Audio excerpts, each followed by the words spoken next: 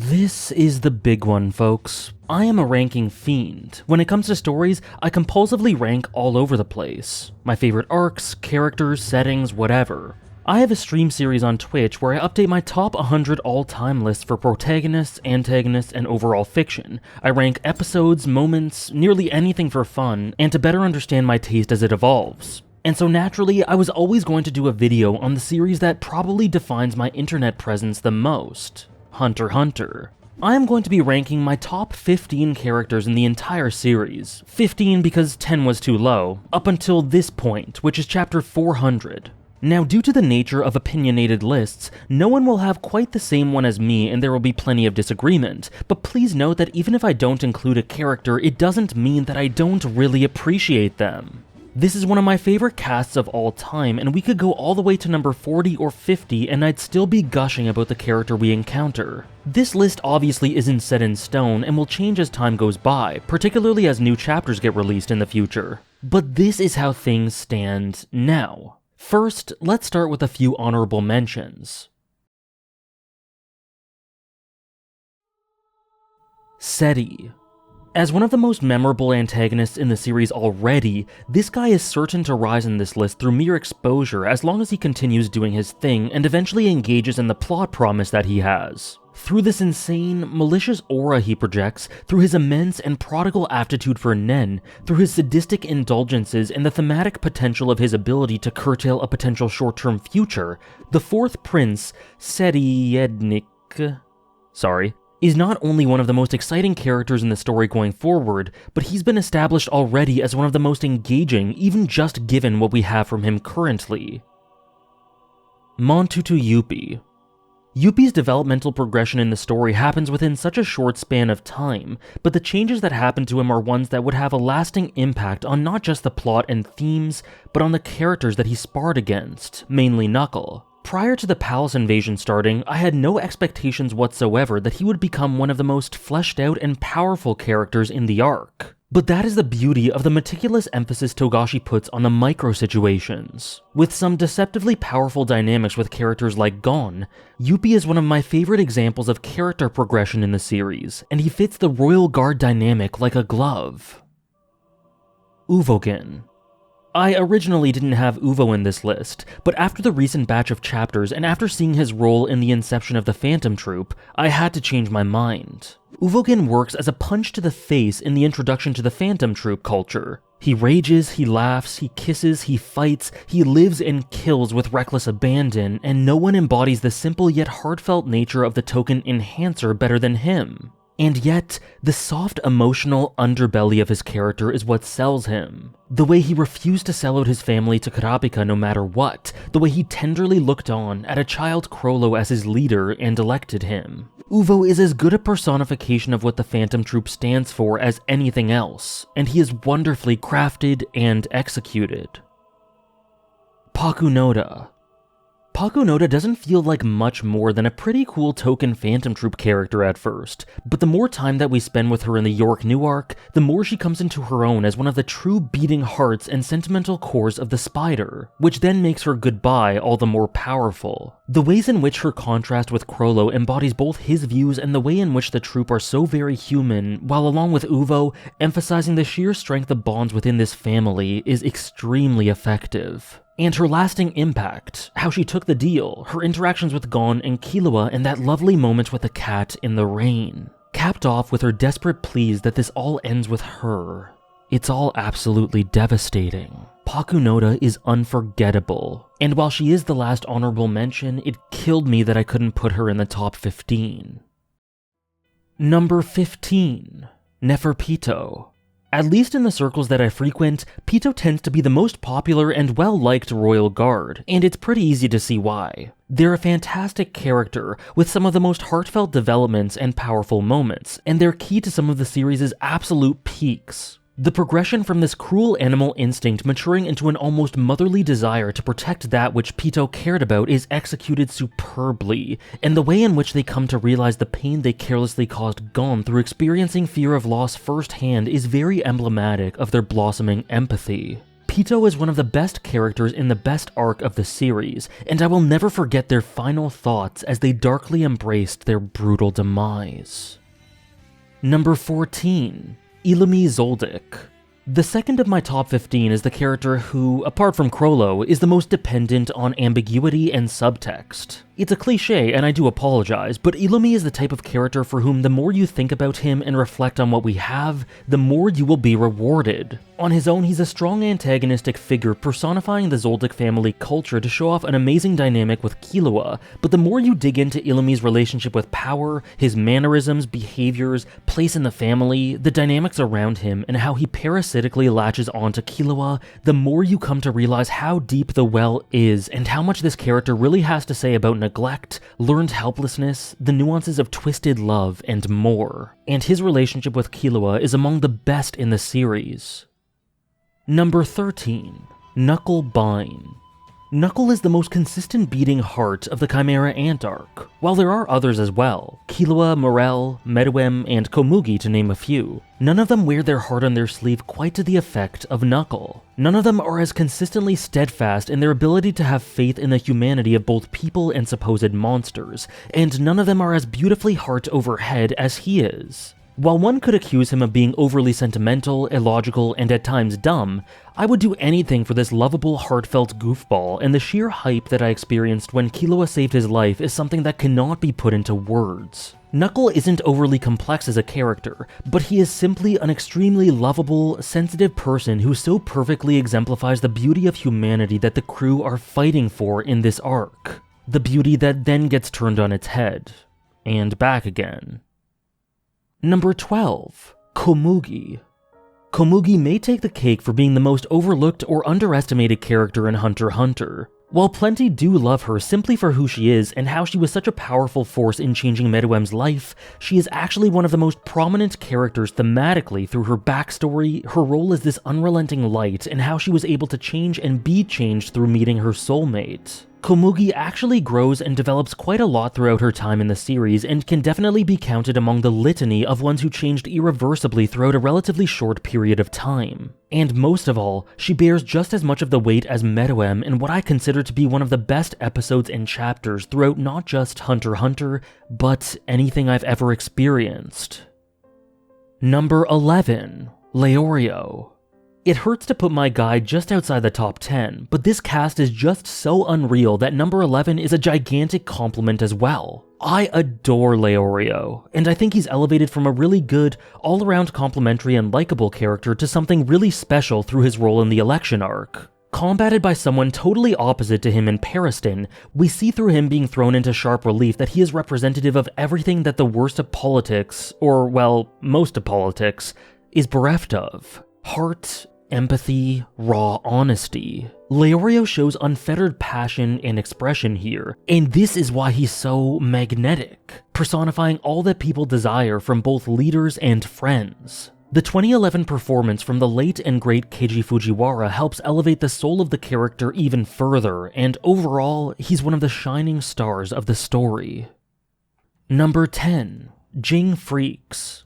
As we enter the top 10, we come to the character that is arguably most emblematic of Togashi's philosophy when it comes to the themes and structure of Hunter x Hunter. But Jing is much more than just that. He's interesting in that he is built up for many arcs through flashbacks, word of mouth, and reputation, and our view on him as a character is constantly being molded as we see through multiple perspectives without ever properly meeting him. But as a result, he's a symbol and an idea, and an ideal for Gon. Not a genuine human being in the story. And so in properly introducing him in Election, he had a lot to live up to, but he also had to feel natural. And he absolutely did, with several character flaws that Togashi is forthright about from the jump, fantastic dynamics with Pariston and Gon, genuine heart, and a low-key personality that doesn't undercut his larger-than-life reputation, which is nailed home through his talk with Gon on the World Tree. Number 9. Isaac Netero.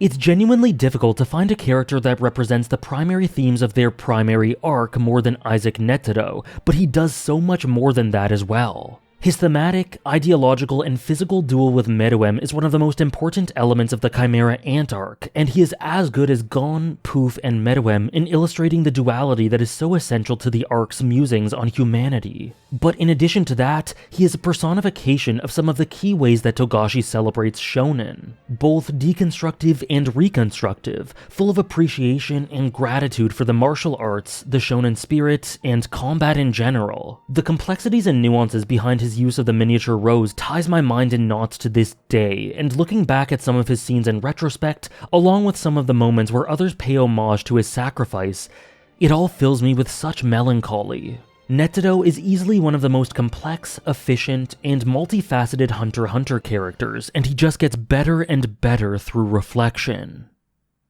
Number 8. Pariston Hill.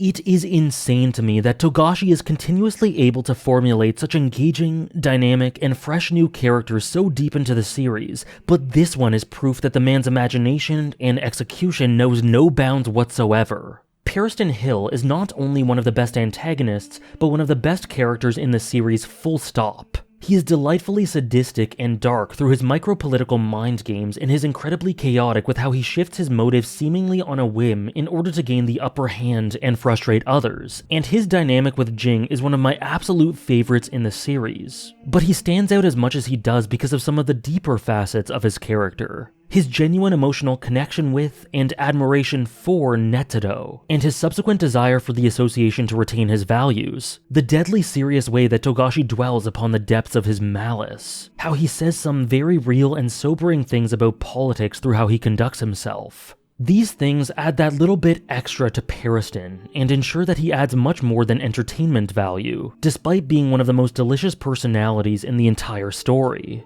And he is still an active participant in the current arc. Kind of, though we haven't seen him for a while. But it gives him virtually limitless potential and makes him one of the most exciting characters to follow. Number 7. Kurapika. Number 7 feels criminally low for a character of Kurapika's quality, but it is definitely worth noting that the top 7 or 8 is where the margins are extremely thin and borderline fluid. In this character, we have such a profound emotional basis, a gentle soul who wants more than anything to be able to live life lovingly with his friends, but has thrust this duty upon himself that he must do. His path of vengeance is dark, cold, and brutal, and he can't stomach it at times, but his conviction is absolute, and thus far he has tread down that path.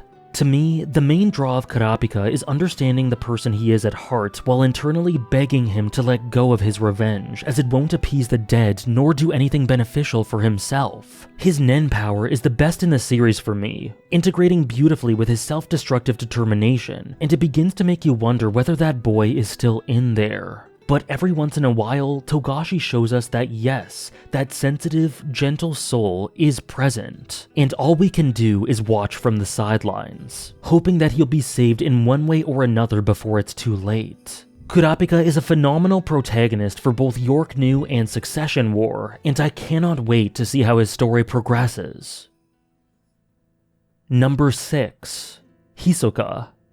I think that Hisoka is the most functionally impressive character in Hunter x Hunter, and it isn't particularly close. He is just perfectly designed. He's consistently dynamic, so he's able to fulfill any variety of roles without anything seeming out of place due to the many ways in which his simple desires can manifest. And as a result, he is able to do whatever any given arc requires him to do and act as a tonal or thematic counterweight. A devastating antagonistic force in the Hunter exam, a yardstick for progress in Heaven's Arena, a force of chaos in York New, a strange sort of ally in Greed Island, etc. All while progressing the plot, contributing to any number of themes, and informing us of some pretty interesting ones himself. Togashi has pulled off a masterstroke with this character in terms of utility, but he is also simply extremely engaging to watch on a moment-to-moment basis with so many great dynamics with so many characters. And his current role in the manga is perhaps the most intriguing he's ever been, so the sky is the limit when it comes to Hisoka.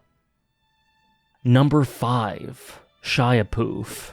Getting into the top 5, it becomes even more difficult to separate the strong favorites, but this is more or less where I think Shiapoof stands at this moment. It feels somewhat wrong to have this character as just my 5th favorite in the series, and that may feel wrong to you as well, as anyone who knows anything about me knows that I'm Shia Puph's biggest fan in the world, and a vehement defender of his character for years and years. In the end, completely unexplainable reasons meant that he landed at 5th, but I really hesitate to say that his writing and presentation are surpassed by any other character. He is so beautifully painful, engaging, dramatic, and expressive, and yet on the flip side, he is pure ugliness, malice, darkness, and ego. His dynamic with Meruem is one of the most complex and amazing in the series, and the way that it meshes with his psychology makes him the most tragic character in the story for me. He is voiced absolutely wonderfully, and we see him in every state. Highs, lows, and everything in between, from the literal fragmentation of his mind due to his unbending, misplaced resolve to the unbelievable ecstasy of serving the one he loves.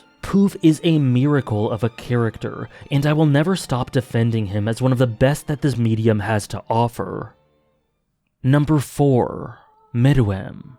Who would have guessed that the mindless, cold, child-killing king that clawed his way through his mother's womb would become such an empathetic, understanding, flexible soul? Who would have guessed that the queen's proclamation that her son would be the light that guides all would end up being the truth? Meruem is a masterclass of an antagonist, and I hardly feel that it's necessary to explain why. He's representative of everything that Chimera Ant is trying to say about human beings, duality, power, politics, and more. He has multiple amazing dynamics with several characters. He is central to many of the series' best scenes, and his journey to understanding what it means to lead, live, and love is arguably the most emotionally destroying yet beautiful things I've ever seen.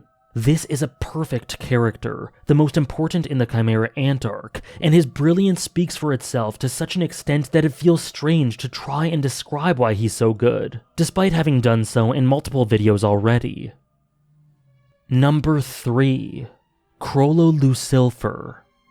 Chrollo is by far the most vague, abstract, and mysterious character in the story, written in such an obscure way. As a result, he is sometimes mocked as simply edgy and substantiated by headcanon, but that couldn't be further from the truth. Togashi plants very subtle but very cohesive hints for this character in bits of dialogue, setting details, visuals, character psychology, thematics, and more to give us the pieces of this puzzle, and challenges the audience to try their best to understand who this man is, despite him not being able to understand himself. And to me, it's a thrill to put these clues together, and the end result is more than worth the effort. Chrollo Lucifer is a fascinating character with a design and psychology that stimulates the imagination, and the emotional core that was added to him through the latest chapters only elevates him further. While he definitely isn't for everyone, he is absolutely perfect for me, and one of my favorite characters ever. Number 2. Killua Zoldyck. Aside from maybe Meruem, I'd say that Killua has to be the most universally beloved character in the series, and that alone is an indication of how well he's written. Togashi is able to establish such a strong emotional core and foundation early on, with his sad yearning and learned helplessness so obvious as he looks through the window of his life at Gon. Too bright to conceptualize. But then he joins him, and he grows, slowly coming into his own, discovering his purpose and learning how to live. There are so many vital steps to his journey of self-worth, all of them very essential and relatable, and seeing him realize that he is Gon's equal by the end is such a gratifying, beautiful way to put a cap on his journey. So far. He contrasts so many others in the series by sticking to his gentle, compassionate nature instead of being molded by the environment he grew up in, while also showing that it is a part of him. And his inner strength and being able to steel himself is what allows him to help and turn things around in the first place. We go through everything with Killua, arguably inside his mind more than Gon's, and so every tragedy, celebration, enemy defeated, and friend made feel even more substantial than usual due to the nature of his psychology.